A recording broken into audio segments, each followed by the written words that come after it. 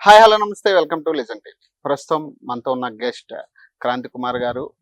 LLB ప్రొఫెషనల్గా అయితే ఆయన ఒక అడ్వకేట్, కానీ చాలా విషయాల్లో మీరు కూడా చూసే ఉంటారు. నారాయణ శ్రీ చైతన్యకి సంబంధించి మెయిన్ స్టూడెంట్ ఇష్యూస్ మీద ఆయన ఫైట్ చేయడం జరుగుతుంది. సో వీటి గురించి, అలాగే ఆయన రాజకీయ జీవితం గురించి అన్ని కూడా తెలుసుకునే ప్రయత్నం చేద్దాం. నాతో పాటు మీరు వచ్చారు. నమస్తే అన్న, ఫస్ట్ చెప్పాలంటే బండ క్రాంతి కుమార్ అంటే ఎవరు అంటే ఏం చెప్తారు?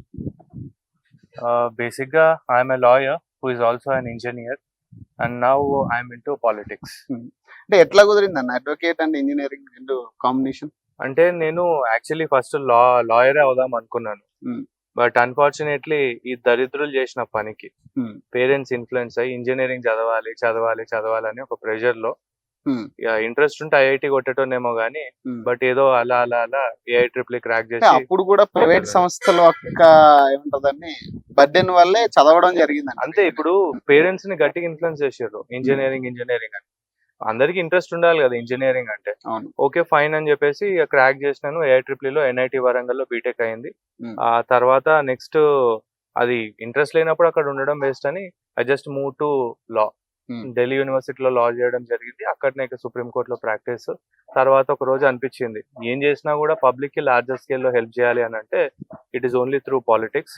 అండ్ అట్లా ఒక అడుగు ముందుకేస్తే బాగుంటుంది అనే ఐడియాతోని ఈవెన్చువల్లీ వచ్చినాం. 2018 ఎలక్షన్స్ లో ఫస్ట్ ఒక ఎలక్షన్ కంటెస్ట్ చేసినాం ఎమ్మెల్యే క్యాండిడేట్ లాగా. తర్వాత అప్పుడు 2019 లో young people of this country need a political party. ఎందుకంటే ఇండియా యావరేజ్ పాపులేషన్ యొక్క యావరేజ్ ఏజ్ కనుక తీస్తే 28 years ఉంది. పార్లమెంట్ లో ఉన్న వాళ్ళ యావరేజ్ ఏజ్ కనుక తీస్తే 62 years ఉంది. సో హ్యూజ్ డిస్పారిటీ ఉంది కాబట్టి let us register a political party అని. We're the first political party which is registered by the people who are below the age group of 28 years at that point of time.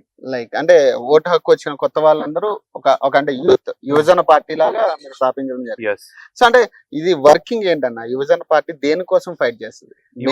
యువజన party యొక్క ముఖ్య ఉద్దేశం ఏంటంటే యువత ముందుండి జనాన్ని నడిపించడమే యువజనం. ఈ రోజు young people should take lead in Indian politics and the older generation వాళ్ళ కుర్చీలు ఖాళీ చేసి they should start guiding the youth. ఇది మెయిన్ థీమ్ అన్నమాట. రెస్ట్ ఏంది అని అంటే we have certain core issues which we want to address. One is education, second one is healthcare, and third one మనకి ఇంత టెక్నాలజీ పెరిగింది, ఇన్ని జరుగుతున్నాయి. ఏదైనా ఒక మేజర్ పాలసీ డెసిషన్ తీసుకుంటున్నప్పుడు మనకు రెఫరెండం అనేది ఉండాలి.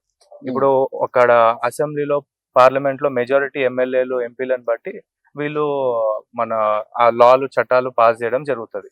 అట్లా కాకుండా ప్రతి దానికి ఒక పబ్లిక్ ఒపీనియన్ అంటూ ఉండాలి. ఎలాగంటే ఇప్పుడు ఫర్ ఎగ్జాంపుల్ ఒక ఏరియాలో ఒక చిన్నగా ఏదో ఒక పాలసీ ఏదో చేద్దాం అనుకుంటున్నారు, టెక్నాలజీ ఉంది, అందరూ స్మార్ట్ ఫోన్ ద్వారా ఓటింగ్ ఇవ్వండి అని చెప్పేసి చెప్పొచ్చు. పబ్లిక్ ఒపీనియన్ ని కలెక్ట్ చేసుకొని ఈ చట్టం అమల్లోకి రావాలా రావద్దా అని చెప్పేసి తీసుకోవడాన్ని రెఫరెండం అంటారు అనమాట. సో అట్లా పబ్లిక్ రెఫరెండం అనేది మేజర్ పాలసీ డెసిషన్స్ కి ఉండే విధంగా చూడాలి అని చెప్పేసి ఇది ప్రెసెంట్ పొలిటికల్ వార్ గానీ పొలిటికల్ ఏదైతే ఇష్యూస్ జరుగుతున్నాయో దీన్ని ఎలా చూడొచ్చు అంటారు? ప్రెసెంట్ పాలిటిక్స్ కరెక్టా ప్రెసెంట్? అలాగే యూత్ వస్తే యూత్ కి ఎంతవరకు ఇక్కడ స్టాండ్ ఉంటుంది పొలిటికల్ లో?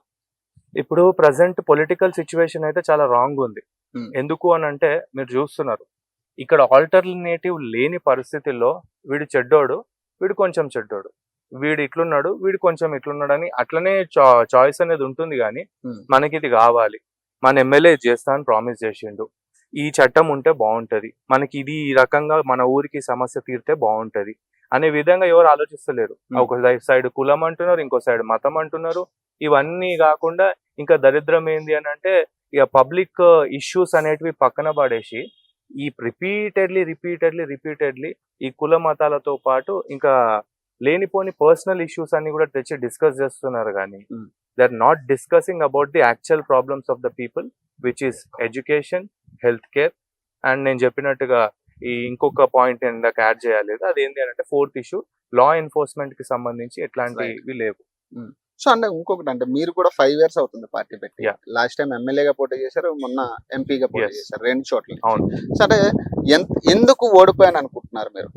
అంటే మేము దేని వల్ల ఓడిపోయి ఉంటారు? అంటే ఒకటి ప్రధానంగా డబ్బు లేదు, మనకి సర్టైన్ ఫాలోయింగ్ లేకపోవడం వల్ల రెండు జరుగుతాయి ఓట్ బ్యాంక్స్ ఇక్కడైతే.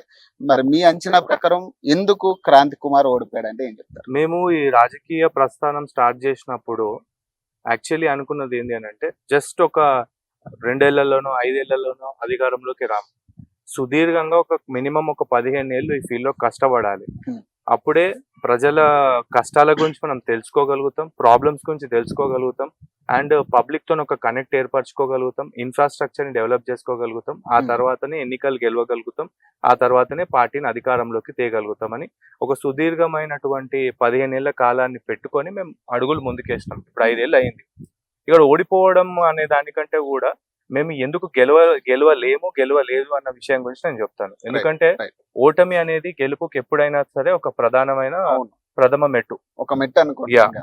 ఇప్పుడు ఎలక్షన్లలో నిలబడాలి అయిపోతుంది అని అంటే అది పాసిబుల్ కాదు. మనకి ఇన్ఫ్రాస్ట్రక్చర్ కావాలి. ఒక్కొక్క కాన్స్టిట్యున్సీలో దగ్గర 250 నుండి 300 పోలింగ్ బూతులు ఉంటాయి. ఆ బూత్లలో మనకంటూ మన కోసం పనిచేసే వాళ్ళు, మన ఆలోచన విధానానికి కనెక్ట్ అయ్యేటోళ్ళు మినిమం ఒక్కొక్క బూత్ లో సర్టన్ నెంబర్ ఆఫ్ పీపుల్ ఉండాలి. వాళ్ళందరూ కలిసి ఒక నియోజకవర్గంలో పనిచేస్తే దగ్గర ఇప్పుడు మీరు బూత్ కో 10 మందిని వేసుకున్నా కూడా దాదాపుగా మీకు 2000 నుండి 3000 మంది ఒక నియోజకవర్గంలో మీ పార్టీకి సంబంధించి మీకోసం పనిచేసేటోళ్ళు హోల్ హార్టెడ్ గా ఉన్న రోజు ఖచ్చితంగా ఎలక్షన్ అయినా ఎవరైనా గెలవగలుగుతారు. This is the reality.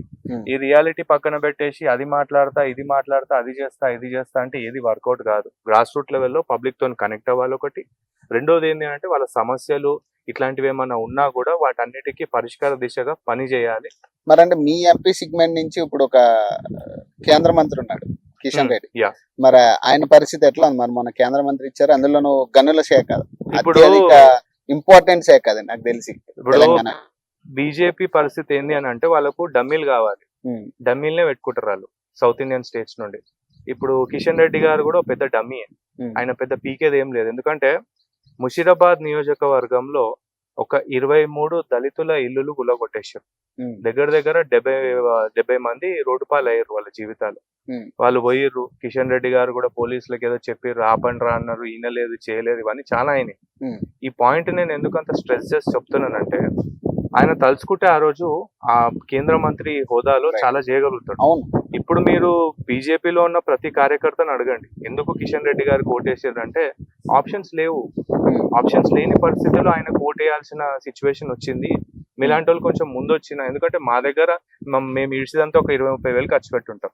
ఎంత కాదనుకున్నా ప్రచారం చేసి గట్టిగా నియోజకవర్గం అంతా తెలియాలి అని అంటే చాలా డబ్బు ఖర్చు అవుతుంది. అంత పెట్టే పరిస్థితుల్లో మేము లేకుండే. సో అక్కడ ఆప్షన్ లేదు. అవతల వైపేమో మిగిలిన 2 సిట్టింగ్ ఎమ్మెల్యేలు, వాళ్ళకి ఎందుకు ఓటేయాలి?